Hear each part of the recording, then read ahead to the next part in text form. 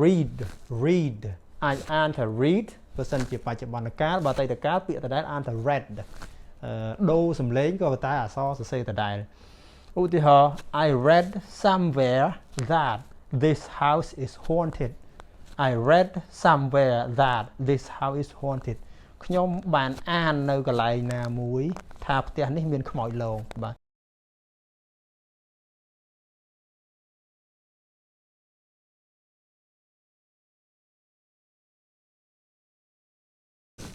ជំរាបសួរនិងសួស្តីបងប្អូនអ្នកសិក្សាភាសាអង់គ្លេសទាំងអស់គ្នាបាទសូមស្វាគមន៍មកកាន់ក្លឹបភាសារបស់យើងបាទហើយអរគុណច្រើនដែលបងប្អូនគាំទ្រសិក្សាភាសាអង់គ្លេសជាមួយនឹងក្លឹបភាសារបស់យើងបាទអូខេពីថ្ងៃនេះពីក្លឹបភាសារបស់យើងគឺយើងមកបន្តការសិក្សានៅក្នុងការរៀនពាក្យរបស់យើងបន្តទៅទៀតព្រោះមេរៀនពាក្យយើងខានរៀនមកក៏យូរក្រែលដែរហើយដោយសារខ្ញុំជាប់រវល់ផងមិនសូវបានទៀតចំមេរៀនទាក់ទងនឹងពាក្យនឹងបន្តទៀតដូច្នេះថ្ងៃនេះយើងចូលមកសិក្សាបន្តនៅក្នុងការរៀនពាក្យ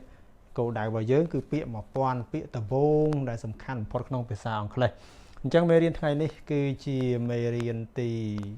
14ហើយបងប្អូនមេរៀនទី14គឺយើងចាប់ផ្ដើមសិក្សាពីពាក្យលេខរៀង326ទៅដល់លេខរៀង350បានន័យថាពាក្យដែលយើងសិក្សាមកគឺបាន325ពាក្យហើយអាហ្នឹងគ្រាន់តែពាក្យក៏ប៉ុន្តែនៅមានប្រយោគឧទាហរណ៍អីផ្សេងទៀតគឺកាន់តែច្រើនខ្ញុំសង្ឃឹមថាបងប្អូនរៀនបានចេះច្រើនពីមេរៀនពាក្យជាមួយនឹងក្លឹបភាសារបស់យើងហើយថ្ងៃនេះយើងបន្តទៅទៀតហើយបងប្អូនរៀនពាក្យមួយចេះហើយមើលឧទាហរណ៍ឃើញនៅក្នុងទីនេះហើយយកទៅបង្កើតបន្ថែមខ្លួនឯងទៀតដើម្បីឲ្យការចេះដឹងពាក្យរបស់យើងកាន់តែរីកចម្រើនបាទអូខេអញ្ចឹងពាក្យដំបូងក្នុងថ្ងៃនេះគឺលេខរៀង326គឺពាក្យ follow បាទ followមានន័យថាតាមឬក៏ដើរតាមន័យតាមពីក្រោយបាទឧទាហរណ៍ I'll follow you home បាទ I'll follow you home មានន័យថាខ្ញុំនឹងតាមអ្នកឯងទៅផ្ទះបានន័យថានរណាម្នាក់ត្រូវការទៅទំនាក់ទំនងនរណាម្នាក់ការងារអីនៅផ្ទះអញ្ចឹងទៅគឺអាចថាផ្ញើទីតាំងឬក៏នាំផ្លូវតែម្ដងអានេះយើងហៅថា follow someone home បាទ I'll follow you home ខ្ញុំនឹងតាមអ្នកឯងទៅផ្ទះអូខេបានតែដើរតាមពីក្រោយបាទតាមការនាំផ្លូវហ្នឹងអូខេបន្តទៀតពីទី2គឺ327 around មានន័យថាជុំវិញមូលជុំវិញនិយាយទៅមានចំណុចកណ្ដាលហើយមានអ្វីមួយជុំវិញដែរបាទអូខេ You'll always have me around បាទ You'll always have me around អ្នកឯងនឹងមានខ្ញុំនៅជុំវិញជានិច្ចបានន័យថាខ្ញុំនឹងមានវត្តមាននៅក្បែរអ្នកឯងជានិច្ច around បើយើងប្រើតាមពាក្យអញ្ចឹងណាyou'll always have me around ន័យថាអ្នកឯងនឹងមានខ្ញុំនៅជុំវិញជានិច្ចគឺខ្ញុំស្ថិតនៅក្បែរអ្នកចាំជួយអ្នកជានិច្ចបាទអូខេ around បាទបន្តទៅទៀតគឺពាក្យ parent ប្រែថាឪពុកម្ដាយអាចថាឪពុកក៏បានម្ដាយក៏បានឬក៏សរុបទាំងពីរនាក់បើសរុបទាំងពីរនាក់ទាំងឪពុកម្ដាយថែមវាឲ្យទៅជាពហុវចនៈទៅ parents បាទតែបើធម្មតាគឺសេអត់មាន s ទេបាទនៅតែប្រែថាឪពុកម្ដាយដដែលក៏ប៉ុន្តែអាចមានតែម្នាក់នៅក្នុងហ្នឹងបាទបើគេនិយាយទូទៅឧទាហរណ៍មក every parent is trying hard and doing their best បាទ every parent is trying hard and doing their best ឪពុកម្ដាយគ្រប់រូបព្យាយាមខ្លាំងណាស់ trying hard and doing their best ហើយប្រឹងប្រែងអស់ពីសមត្ថភាពរបស់ពួកគាត់ប៉ុន្តែក្នុងការចិញ្ចឹមបីបាច់ថែរក្សាកូនផ្គត់ផ្គង់គ្រប់យ៉ាងហើយនឹងការអប់រំទូន្មានជាដើមគឺពួកគាត់ប្រឹងប្រែងហើយនឹងព្យាយាមធ្វើអស់ពីសមត្ថភាពបាទអូខេ parent បាទបន្តទៅទៀតគឺ only បាទពី only មានន័យថាត្រឹមតែឬក៏តែប៉ុណ្ណោះបាទន័យថាជាការកំណត់ចំនួនមិនច្រើនឬក៏ថាមានកម្រិតអីចឹងទៅបាទអូខេ only បាទអានថា only ឧទាហរណ៍ you are only allowed to go out today បាទ you are only allowed to go out today អ្នកឯងត្រូវបានអនុញ្ញាតឲ្យចេញទៅក្រៅត្រឹមតែថ្ងៃនេះទេឬថាត្រឹមតែថ្ងៃនេះប៉ុណ្ណោះបាទ only today ត្រឹមតែថ្ងៃនេះប៉ុណ្ណោះអញ្ចឹងផុតពីថ្ងៃហ្នឹងគឺអត់បានអនុញ្ញាតឲ្យចេញបាទអូខេពាក្យនេះអានថា only បន្តទៅទៀតគឺពាក្យថា stop ខ្ញុំជឿថាបងប្អូនឃើញពាក្យនេះនៅតាមផ្លូវច្រើនបាទមាន stop គឺឈប់ឬក៏បញ្ឈប់ កុំបន្តដំណើរទៅមុខទៀតឬក៏កុំបន្តធ្វើទៅទៀតឧទាហរណ៍ please stop that បាទ please stop that បានន័យថាសូមឈប់ធ្វើរបស់នោះឬធ្វើរឿងនោះទៀតទៅឬថាសូមបញ្ឈប់សកម្មភាពបែបនោះទៀតទៅ please stop that អញ្ចឹងសូមបញ្ឈប់បាទសូមឈប់ឬក៏សូមបញ្ឈប់បាទ stop បាទអូខេបន្តទៀតគឺពាក្យថា face បាទ face ប្រែថាមុខផ្ទៃមុខរបស់យើងបាទឧទាហរណ៍ why is your face so red បាទ why is your face so red ហេតុអីបានជាមុខអ្នកឯងក្រហមម្លេះខឹងឬក៏អៀនខ្មាស់អីបានមុខក្រហមបាទ why is your face so red បាទ face បាទប្រែថាមុខបន្តទៅទៀតគឺពាក្យ anything បាទ anything ប្រែថាអ្វីមួយរបស់អ្វីមួយឬក៏អ្វីក៏បានបាទនៅក្នុងប្រយោគតាមការបកប្រែសំគួរតាមអត្ថន័យបាទឧទាហរណ៍មក you can ask me for anything បាទ you can ask me for anything អ្នកឯងអាចស្នើសុំខ្ញុំអ្វីក៏បានដែរ ask someone for something មិនស្នើសុំអីក៏ខ្ញុំឲ្យដែរអូខេ you can ask me for anything អ្នកឯងអាចស្នើសុំខ្ញុំអ្វីក៏បានដែរបាទអូខេ anything បាទបន្តទៅទៀតគឺពាក្យ create កិរិយាសព្ទប្រែថាបង្កើតធ្វើឲ្យចេញជារូបរាងឡើងបាទ create បាទឧទាហរណ៍ did you create that presentation it was so good បាទ did you create that presentation it was so good តើអ្នកឯងបង្កើតបទបង្ហាញនោះមែនទេវាល្អណាស់បាទល្អមែនបាទ it was so good អូខេ create ប្រែថាបង្កើតបាទធ្វើវាឲ្យចេញរូបរាងឡើងដោយខ្លួនឯងបាទបន្តទៅទៀតគឺពាក្យ public ប្រែថាសាធារណៈអាចជាគុណនាមឬក៏ជានាមក៏បានបើនាមប្រែថាទីសាធារណៈអញ្ចឹងទៅបាទអូខេអានតែ public ឧទាហរណ៍ this is public property this is public property នេះគឺជា property ទ្រព្យសម្បត្តិនេះគឺជាទ្រព្យសម្បត្តិសាធារណៈដូចជាបងដូចជាអីដែលគេដាក់នៅតាមសួនច្បារគឺជាទ្រព្យសម្បត្តិសាធារណៈហ្នឹងគេហៅថា public property អញ្ចឹង public ប្រែថាសាធារណៈបាទអូខេបន្តទៀតពាក្យថា already បាទ already ប្រែថារួចរាល់ឬក៏រួចហើយឧទាហរណ៍មក I already asked him to resend this report his report I already asked him to resend his report ខ្ញុំបានស្នើសុំគាត់រួចហើយឲ្យផ្ញើរបាយការណ៍របស់គាត់មកម្ដងទៀត resend his report ផ្ញើមកម្ដងទៀតមុនរត់ឃើញទៅបាទអូខេ already រួចហើយឬក៏រួចរាល់បាទអូខេបន្តទៅទៀតគឺពាក្យថា speak ជាកិរិយាសព្ទប្រែថានិយាយបាទ speak និយាយឧទាហរណ៍ could you speak a little louder តើអ្នកឯងអាចនិយាយលឺជាងនេះបន្តិច a little louder លឺជាងនេះបន្តិចអូខេ speak ប្រែថានិយាយបាទអូខេបន្តទៀតគឺពាក្យថា others បើដាក់ s បែបនេះគេច្រើនសំដៅទៅលើមនុស្សបាទយើងអាចថាអ្នកដតីខ្មែរយើងហៅថាអ្នកដតីគឺអ្នកផ្សេងទៀតឧទាហរណ៍ the others haven't arrived yet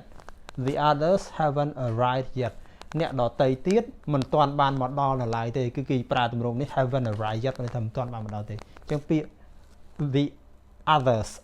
បើថាអ្នកដតីបាទហើយតែមកម្នាក់ពីរនាក់អញ្ចឹងរងចាំអ្នកផ្សេងទៀតបាទអូខេបន្តទៀតគឺពាក្យថា read អាចអានថា read បើសិនជាបច្ចុប្បន្នកាលបើអតីតកាលពាក្យដដែលអានថា read ដូរសំឡេងក៏តែអក្សរសរសេរដដែលឧទាហរណ៍ I read somewhere that this house is haunted ខ្ញុំបានអាននៅកន្លែងណាមួយថាផ្ទះនេះមានខ្មោចលងបាទ haunted នេះគឺបន្លាចដូចខ្មោចបាទអូខេ this house is haunted ផ្ទះនេះតែមានខ្មោចលងបាទអូខេ read បាទប្រែថាអានអតីតកាលរបស់ read បាទ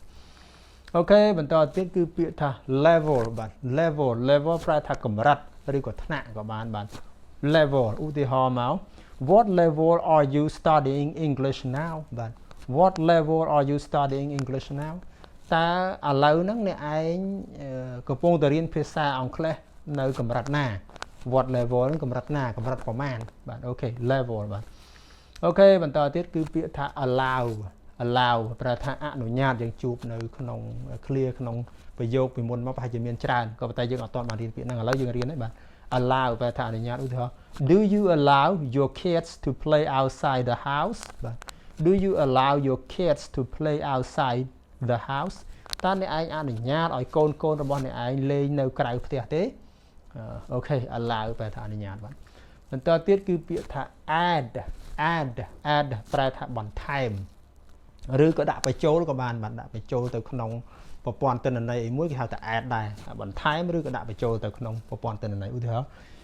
Is it okay if we add a bit of sugar to the tea បាទ Is it okay if we add a bit of sugar to the tea តើអូខេទេតើមិនអីទេបើសិនបើយើងបន្ថែមស្ករបន្តិចទៅក្នុងទឹកតែហ្នឹងដាក់តែទឹកតែទេអត់ឆ្ងាញ់ដាក់ស្ករទៅអត់ឆ្ងាញ់អូខេអញ្ចឹងពាក្យថា add ប្រែថាបន្ថែមបាទបន្តទៅទៀតគឺពាក្យថា office បាទ office ការិយាល័យគឺកន្លែងធ្វើការរបស់នរណាម្នាក់ office យើងឮពាក្យហ្នឹង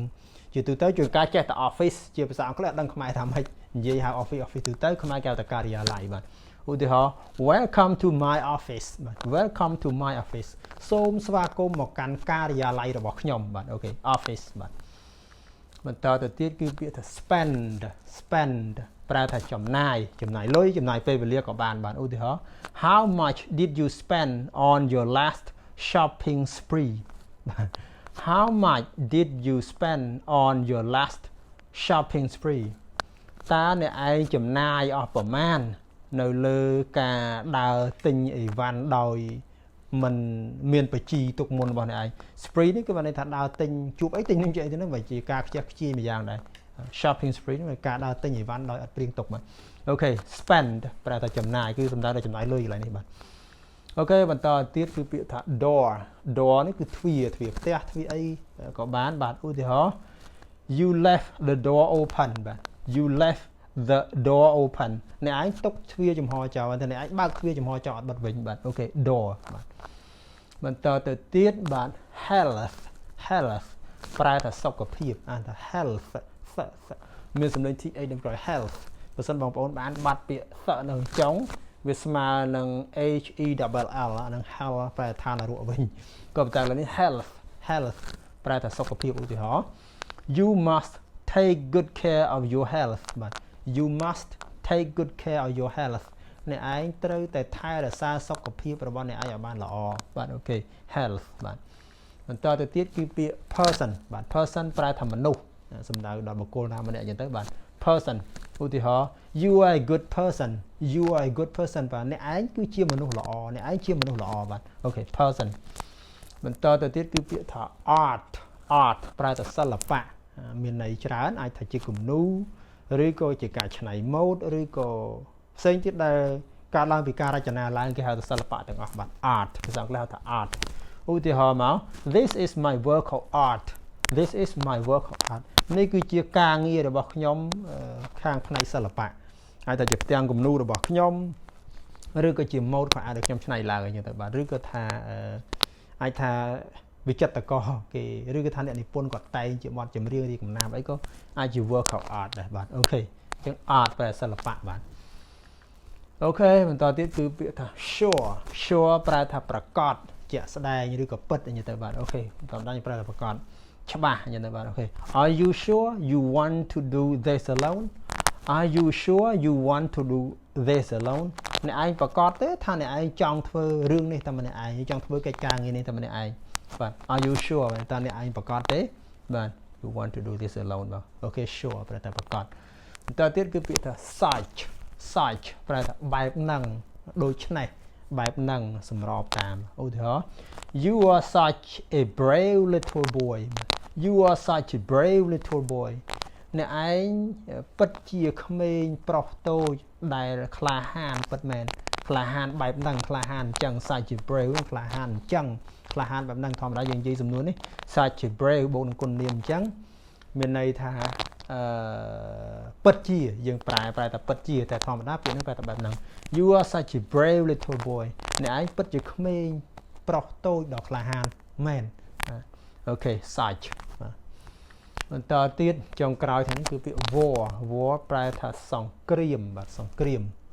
ឧទាហរណ៍មក The war has finally ended បាទ The war has finally ended សង្គ្រាមចុងក្រោយត្រូវបានបញ្ចប់បាទ has finally ended ចុងក្រោយតាមចាំអូខេ war សង្គ្រាមបាទអូខេនេះគឺជាពាក្យចុងក្រោយលេខរៀង350អញ្ចឹងក្នុងមេរៀនទី14នេះយើងបានសិក្សាពាក្យពី326មកដល់350អញ្ចឹងចំនួន25ពាក្យរួមជាមួយនឹងប្រយោគមួយជាឧទាហរណ៍នៅក្នុងពាក្យនីមួយនឹងផងដែរអញ្ចឹងខ្ញុំសង្ឃឹមថាមេរៀននេះបងប្អូននឹងរៀនចេះពាក្យបានកាន់តែច្រើនពីមួយថ្ងៃទៅមួយថ្ងៃហើយបងប្អូនសង្ឃឹមថាបងប្អូនអាចយកពាក្យទៅបង្កើតប្រយោគប្រើបានក្នុងជីវិតប្រចាំថ្ងៃដោយចេះពាក្យហើយចេះប្រើពាក្យទៀតអាហ្នឹងទៅការសិក្សាពាក្យមានប្រសិទ្ធភាពបាទអូខេអញ្ចឹងមេរៀនមានប៉ុណ្ណឹងបាទខ្ញុំសូមអរគុណដែលបងប្អូនគាំទ្រសិក្សាហើយក៏សូមខន្តីអធិស្ឋានរាល់កំហុសឆ្គងផងដែរបាទសូមគោរពលាបាទ